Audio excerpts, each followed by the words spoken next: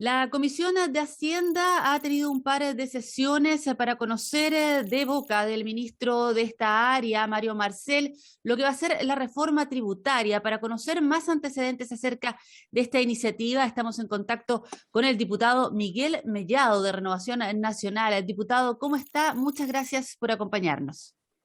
Hola, gusto de saludarte. Aquí estamos obviamente en el día de la acusación constitucional, pero estamos viendo todos los temas que nos interesan. Gusto saludarte también. Diputado, consultarle acerca de dónde están puestas sus dudas en relación a esta iniciativa que tengo entendido aún no entra a trámite legislativo, solo ha sido informada, dada a conocer por el ministro. ¿Dónde están las principales dudas de la oposición respecto de esta reforma tributaria? A ver, partamos por lo más básico hasta lo más complicado. Perfecto. Lo que se ha sabido, porque ingresó el proyecto de ley el jueves pasado, con todo lo que significan el informe financiero, pero después el informe financiero fue retirado y hoy día se leyó y esperamos tenerlo a la vista, porque todavía no lo tenemos a la vista, sobre ese informe real financiero. Lo que leímos del informe financiero la vez pasada es que los números están mal calculados, ¿ya? Bueno, pero dicho esto, ¿cuáles son las principales de lo que hemos visto prelegislativo? A nosotros nos preocupa desde lo más básico el tema de los adultos mayores cuando ellos han ahorrado toda su vida una segunda vivienda para mejorar sus jubilaciones, y eso va a significar de que van a tener que estar en un tramo de impuesto y esa renta le va a subir su tramo de impuesto a los jubilados. Ese es un tema que nosotros, los 13 diputados de la comisión, le dijimos ya al ministro que eso va a ser un dique de contención en el cual no vamos a permitir eso para los adultos mayores. Ese es el primer punto que a nosotros nos preocupa importante, digamos, porque la ley que nosotros aprobamos en enero en este Congreso para recaudar el 0,7% del PIB para el financiamiento de la PGU, tú te acordarás, eso llevaba a que se bajaba la cantidad de beneficios a dos viviendas, ¿cierto? Es más, ahora se va a bajar a una vivienda en el tema de poder descontar los intereses del crédito hipotecario y va a constituir renta, lo que antes no constituía tipo de renta. Entonces, esta reforma tributaria, esa es la parte que trae para los jubilados que nosotros nos vamos a preocupar. En segundo lugar, esta reforma no es una reforma pro inversión ni pro empleo, sino que es como un cajero de un supermercado que lo único que quiere hacer es recaudar más. ¿Y dónde va a colocar el acento en recaudar más? En la evasión, en la elusión, que ahí vamos a llegar a un acuerdo en forma rápida, para que el gobierno pueda recaudar un poco más en esa área, digamos, y ahí tiene un porcentaje más alto de recaudación del PIB que va a ser certero. Y lo segundo es en el tema de aquellos que ganan arriba de 4 millones de pesos, van a subir los tramos. Y esto significa que el 25% de los que pagan impuestos ahora se va a reducir a un 10% de los que pagan impuestos que le van a subir la tasa. Eso significa, para dejarlo ejemplificado en un gráfico, en un mono, para que la gente no entienda, es como que los que vamos remando, se sube más gente al bote que no rema, y se van remando los mismos porque le van a subir la tasa y se va poniendo más pesado el conducir este bote. Y eso significa que la gente de más grandes recursos, o sea, los ricos de este país, que ya sacaron mucho la plata del país, la van a sacar del país. Entonces, cuidado ahí con hacer de esto un emblema, ¿cierto? De decir, le vamos a cobrar a los más ricos cuando los ricos salen del país. La clase media en la que nos quedamos en nuestro país y son los que generan, ¿cierto? Este mayor dinamismo. Entonces, cuidemos el empleo y no lo estamos viendo. No hay incentivos para eso.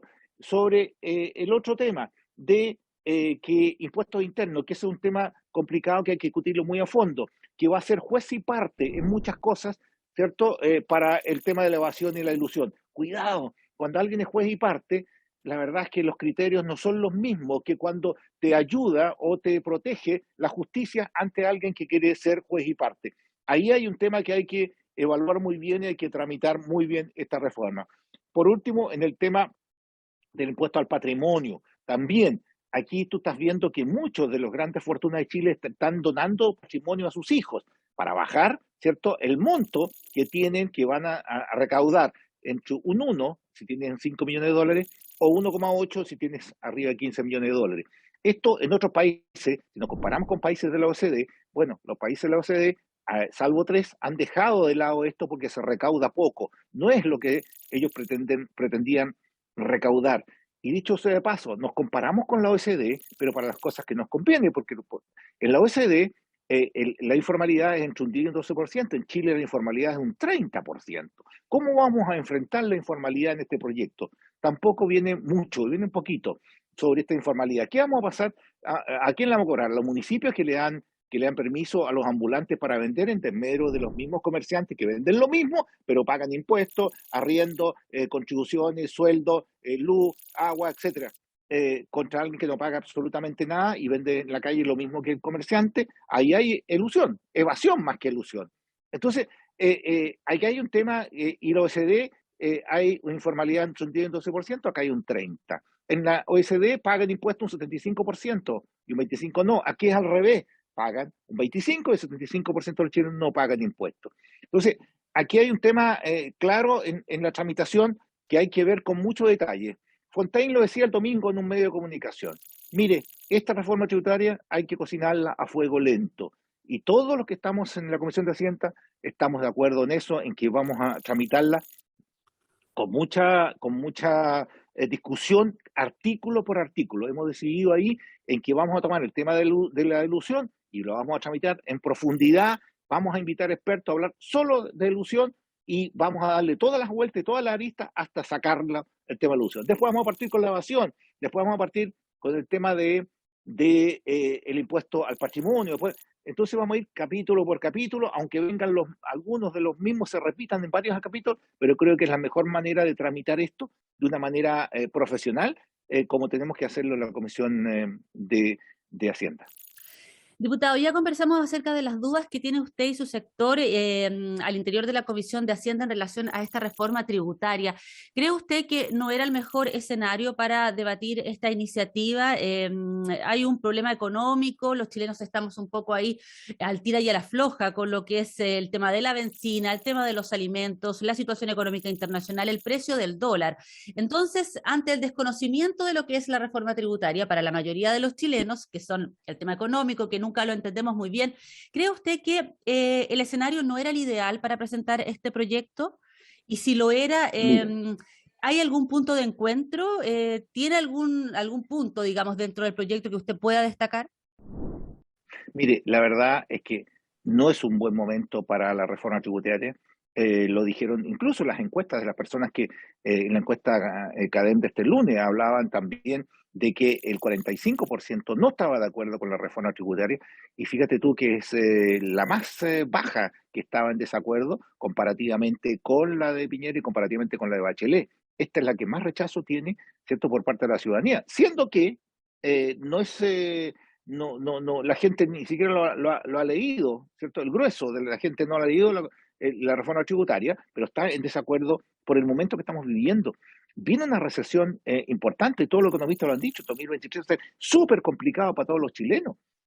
Entonces, tratar de recaudar, como yo te digo, un cajero, digamos, de caja de supermercado para llegar a recaudar, pasen y sigan, y nosotros seguimos recaudando para gastar ¿dónde? Le hemos preguntado al gobierno que haga los números de nuevo. Yo personalmente le dije al ministro, tráigame sensibilizaciones de un criterio pesimista y un criterio optimista. El criterio optimista es recaudar 4,1. El criterio pesimista, ¿cuál va a ser? Porque Michelle Bachelet, en su reforma, cuando crecíamos más que el mundo, crecíamos un punto y medio más que el mundo, cuando antes de la reforma Bachelet, después de la reforma Bachelet pasamos a crecer menos que el mundo por al menos un punto, y eso significó, fíjate tú, que cuando estaba el gobierno de Bachelet, pensaban recaudar 3 puntos, recaudaron 1,2 del PIB. Bueno, aquí puede pasar exactamente lo mismo, si vamos a estar en un año recesivo y va a costar muchísimo salir nuevamente adelante, no solo Chile, el mundo. Entonces, hay un criterio que en los 4 años se va a llegar al último, el 2016, a 4,1 de recaudación. Yo creo que eso no se va a cumplir, no se va a cumplir y se van a espantar, ¿cierto?, de Chile muchas inversiones. Si estamos compitiendo en la minería, en el famoso royalty, que van a cobrar ad valorem hasta de un 1 a un 4%. No todos son grandes mineras que lo pueden pagar. Si muchas son pequeñas, que los costos no le dan, y si le colocan algo de valor, o sea, por la venta, resulta que eso no está reflejado después en el costo final y lo van a hacer pérdida. Entonces, una empresa con pérdida igual va a tener que pagar el impuesto al valor y va a perder. Entonces, yo no sé si efectivamente se han fijado eso por tramo, y lo último, que en este tema de las inversiones, sobre todo en minería, somos mirados por el mundo competitivamente con otros. Si le colocamos un impuesto demasiado grande, vamos a pasar por sobre Perú, Australia y otros países del mundo, ¿cierto? Que son competencia nuestra para atraer inversiones. Si aquí nosotros, después de la reforma tributaria, si sale como está, por ejemplo, vamos a estar 6 puntos arriba de Latinoamérica. O sea, vamos a dejar de ser 6 puntos competitivos. Y si yo soy inversionista europeo o norteamericano o chino, cualquiera, yo tengo que mirar a dónde, si no son en lugar de Cristo los inversores, vienen a ganar plata. Y eso significa que si pueden estar en Perú, ganar un 15% más que en Chile, se van a ir allá y si dan más estabilidad financiera, y se van a ir allá y no van a quedar acá y van a dejar de generar ingresos, no solo para ellos, sino que alrededor de cada empresa también se generan, ¿cierto? Otros generación de ingresos, hasta la señora que vende los sándwiches a los trabajadores, la que le da pensión, el camionero, el que le lleva, no sé, el que los transporta.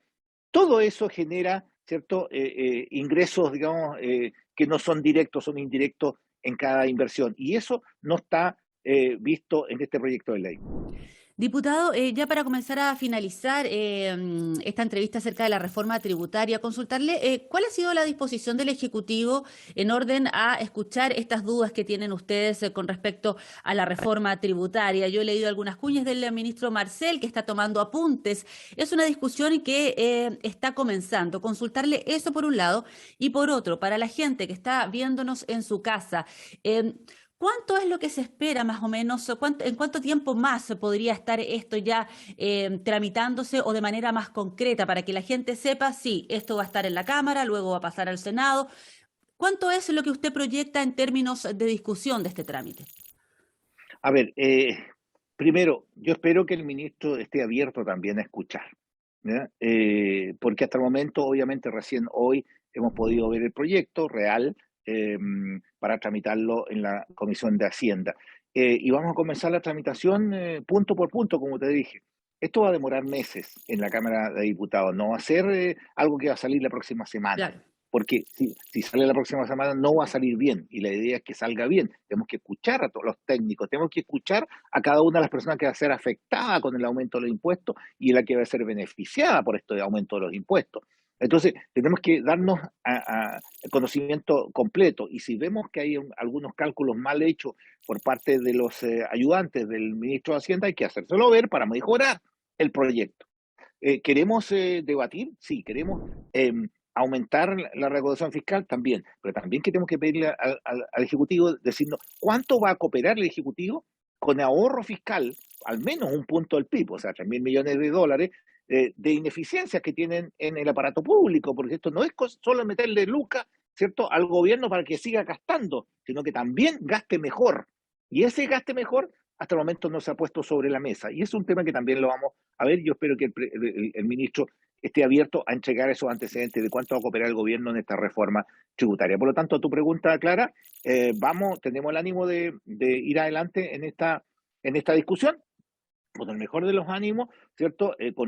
Contribuyendo a la discusión técnica, y además no va a ser algo rápido para decirle a la gente, porque en la Cámara de Diputados vamos a hacer el punto de poder modificar lo que haya que modificar, aprobamos lo que haya que aprobar, pero con un criterio bastante técnico en leer y analizar y discutir la reforma en su mérito en cada punto. Y después de estos meses de acá, si pasa a sala, digamos, y se aprueba, tiene que ir al Senado, donde también va a estar dura tiene el ministro la tramitación de este proyecto de ley, y puede incluso terminar en mixta. Así que yo creo que está bien que sea con tranquilidad, pero bien hecha esta reforma tributaria, porque lo que estamos haciendo es una reforma tributaria que tiene que tener, que tiene que durar años, porque a los inversionistas no podéis estarle cambiando a cada año, ¿cierto? La forma como se calculan los tributos, porque sus inversiones son de 10 a 40 años.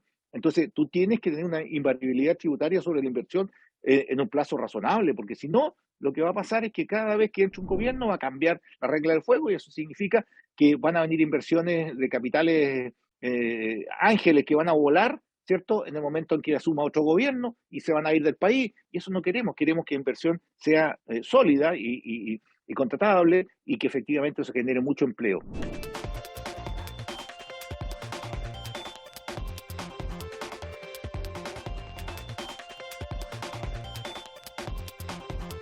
Continuamos conversando acerca de la reforma tributaria, ahora con el diputado Boris Barrera, también integrante de la Comisión de Hacienda. Muchas gracias, diputado, por acompañarnos. Muy bien, muchas gracias a ustedes por la invitación. Diputado, consultarle acerca de este proyecto de reforma tributaria, ¿cuál cree usted que son los principales aspectos que la gente tiene que conocer respecto a esta iniciativa? Claro, yo creo que uno de los principales fundamentos o líneas de esta reforma tributaria, y que es importante que la gente lo entienda para que no se deje llevar por falsa interpretación o noticias falsas, es que es una reforma tributaria progresiva. ¿Y qué significa eso en términos súper simples? Es que los que más tienen, los que más ganan, paguen más. Y ojalá esto en el fondo no perjudique a la persona de a pie, como se dice, a la gente que vive el día a día, comprando el pan, comprando el té, comprando el azúcar, que ellos no se vean afectados con esto que uno siempre piensa que de la reforma tributaria impuestos. Pero estos impuestos van a ir a gravar, como decía, a los grandes ingresos, a las grandes fortunas y no a la gente común y corriente. Eso significa que sea progresivo y creo que es el pilar fundamental de esta reforma. Diputado, uno de los puntos que ha causado interés es ese llamado impuesto a la riqueza o impuesto a los súper ricos. ¿Cómo pretende desarrollarse esta medida?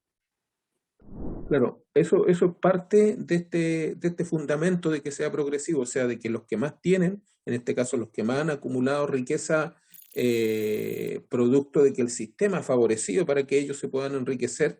Muchos dicen, me hice rico porque, no sé, tengo mucho porque me esforcé, me saqué la mugre. La verdad es que nosotros, o los trabajadores de mi distrito común y corriente, se sacan la mugre toda la vida y finalmente nacen pobres y mueren siendo pobres. Entonces, estas personas no, estas personas han tenido otras facilidades y han hecho que se beneficien de este sistema y se han vuelto multimillonarios. Entonces, para ellos, para los multimillonarios, es que se crea un nuevo impuesto que es el impuesto a la riqueza. Y este impuesto a la riqueza no va a afectar a la clase media, como dicen algunos, va a afectar a los que tienen un patrimonio sobre los 4,9 millones de dólares. O sea, todo el que tiene más de 4,9 millones de dólares, más de eso, va a pagar un 1% de su riqueza. Entre el 4,9 y los 14,7 millones de dólares van a pagar un 1% de su riqueza al año.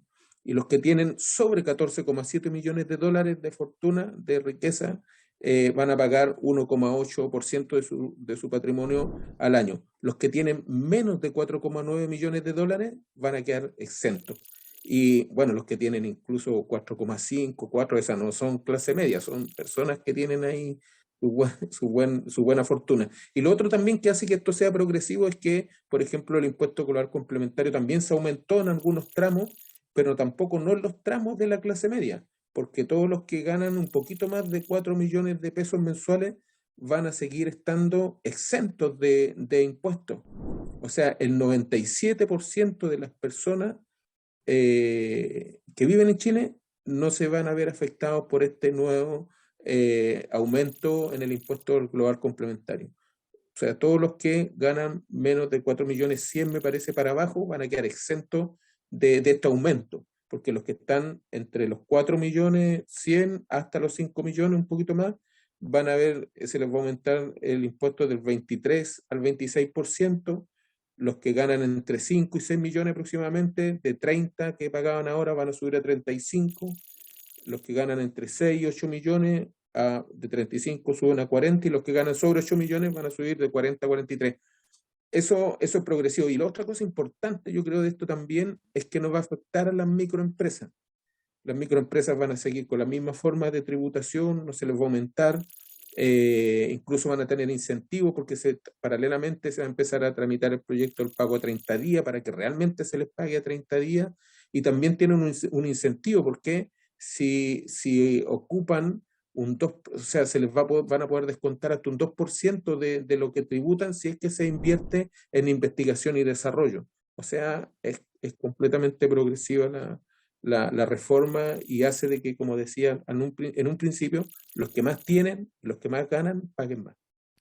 Diputado, otro de los puntos que también ha causado un poco de preocupación en algunos sectores es el tema de los arriendos. Se plantea esto de que hay adultos mayores que tienen una casa para poder complementar lo que es su pensión. ¿Cómo despejamos un poco esas dudas respecto a esta situación que es la preocupación de un sector importante de la población? Claro, bueno, eso también ha sido un punto de preocupación nuestra, que realmente no vaya a afectar a los adultos mayores, principalmente a los que tienen una casa, a los que han ahorrado toda la vida para tener la casita y que ahora, para poder complementar sus ingresos, porque la pensión es muy baja, se ven en la obligación de arrendar su casa. Bueno, cuando estos adultos mayores sumen en sus ingresos hasta 700.000 pesos, quedan exentos de impuestos, y sobre eso se empieza a pagar de manera progresiva también, por tramo, impuestos. El ministro de Economía el otro día colocaba un ejemplo muy claro. Por ejemplo, si un adulto mayor o cualquier persona que tenga ingresos y que complemente esos ingresos con un arriendo y llegue, por ejemplo, a 1.000.000 de pesos, ese 1.000.000 de pesos va a pagar de impuestos 8.000 pesos. O sea, igual es súper bajo. Lo que sí no tenemos que dejar de lado es que, no por eh, tener esta preocupación o salvar, tener su casa, se vean beneficiados un número importante de personas que viven de esto y que es su negocio, y que tienen 500, 900 departamentos, y con esto, al acogerse a esta ley del TFL2, han dejado de pagar impuestos, una inmensa cantidad de impuestos. Entonces, eso es lo que tenemos que discriminar bien, yo creo, ahora en la tramitación, que los que tienen muchos departamentos y que tienen el negocio inmobiliario, dejen de pagar los impuestos que deben pagar, porque ellos se aprovecharon de una ley para no pagar impuestos cuando eso es su negocio. Claro. Diputado, ya para ir finalizando, consultarle acerca de si existe algún punto en común con la oposición, porque hay marcadas diferencias en relación a lo que es esta reforma tributaria. Hay una preocupación que, digamos, pueda unir a ambos sectores en pos de entregar una buena propuesta también al Ejecutivo para que pueda ser integrada eventualmente a este proyecto de ley. Claro, bueno, hasta el momento yo en lo que he coincidido con algunos, y como decía recién, es en la preocupación de que esto no vaya a afectar al adulto mayor principalmente, o a las personas que tienen su casa, una única casa, y que se han visto en la obligación de pagar, de ponerla en arriendo. Esa es como mi única preocupación, porque las demás son cosas en las que hemos notado diferencias con la oposición, que está defendiendo, por ejemplo, a los que tienen la grandes riquezas, porque según el otro día un parlamentario decía en la comisión de oposición, decía de que las grandes riquezas se iban a ir, los multimillonarios se iban a ir del país, iban a fijar su domicilio en otro país, y que aquí se iban a quedar los más chicos, y que ellos finalmente iban a ser los que iban a tener que pagar ese nuevo impuesto que el que se creó la riqueza. Y yo creo de que alguien que tiene un patrimonio de 5.000 millones de dólares no es para mí una persona chica, ni pertenece a la clase media. Entonces ahí tenemos una diferencia. Para mí ellos no son clase media, para mí son personas millonarias que se han hecho de una riqueza exorbitante, producto de que aquí están las facilidades para eso, y no afecta, y no es clase media. Esa es nuestra diferencia. También en que el aumentar el global complementario, también decían de que iba a perjudicar a la clase media, y para mí una persona que gana sobre 4 millones de pesos, igual a lo mejor puede estar ahí en un sector ahí en el límite, pero claramente no es una clase, claramente no es el promedio de los sueldos de Chile. Entonces, creo de que de ahí para arriba sí debieran pagar más, como dice la los principios de esta reforma tributaria. El que más tiene, el que más gana, que pague más.